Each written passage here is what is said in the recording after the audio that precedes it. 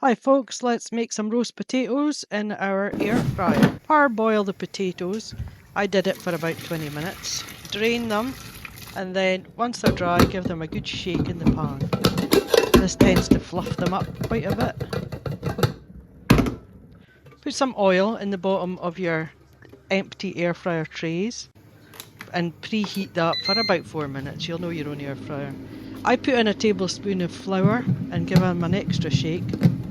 And then once the oil is hot, carefully drop them into the empty air fryer containers. By empty, I mean I've taken the trays out.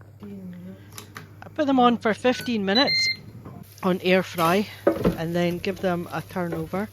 I don't really like to shake them because there is so much oil in the bottom, but gently turn them over. You can see they're pretty much there, just the other side to brown up.